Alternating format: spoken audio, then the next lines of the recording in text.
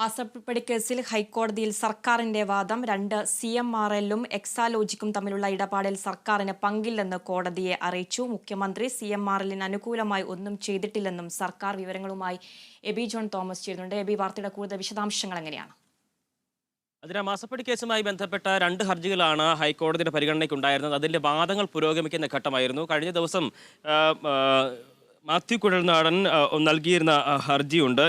ഒപ്പം തന്നെ ഗിരീഷ് ബാബുവിൻ്റെ ഹർജിയുമുണ്ട്. അങ്ങനെ ഈ രണ്ട് ഹർജികളാണ് പരിഗണിക്കപ്പെടുന്നത്.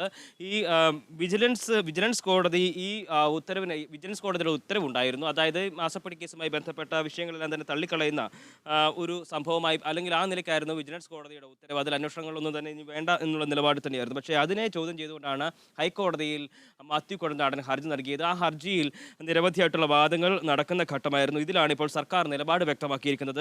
ഹർജി രാഷ്ട്രീയ പ്രേരിതം ആണ് എന്നുള്ള, അല്ലെങ്കിൽ ഇപ്പോൾ വന്നിരിക്കുന്ന ഹർജി രാഷ്ട്രീയ പ്രേരിതമാണ് എന്നുള്ള ഒരു നിലപാടാണ് സർക്കാർ കോടതിയെ അറിയിച്ചിരിക്കുന്നത്. കാരണം ഈ രാഷ്ട്രീയ പ്രേരിതമായിട്ടുള്ള ഹർജി തള്ളണം. അതിന് പ്രധാനമായും പറയുന്നത് CMRL, എക്സാലോജിക് എന്നീ രണ്ട് കമ്പനികൾ തമ്മിലുള്ള ഇടപാടാണ് നടന്നിരിക്കുന്നത്. അതിൽ സർക്കാരിന് ഒന്നും തന്നെ, അല്ലെങ്കിൽ സർക്കാരിനെ അതിൽ ചേർക്കേണ്ട ഒരു കാര്യമില്ല. ഈ രണ്ട് കമ്പനികൾ തമ്മിലുള്ള സ്വകാര്യ ഇടപാടിൽ സർക്കാരിന് ഒരു തരത്തിലുള്ള ഇടപാടുകളുമില്ല. ഒപ്പം തന്നെ ഈ കരാറിനെ കുറിച്ച് ഇരു കമ്പനികൾക്കും പരാതിയില്ല എന്നുള്ള ഒരു കാര്യം കൂടി ചൂണ്ടിക്കാണിക്കപ്പെടുന്നു.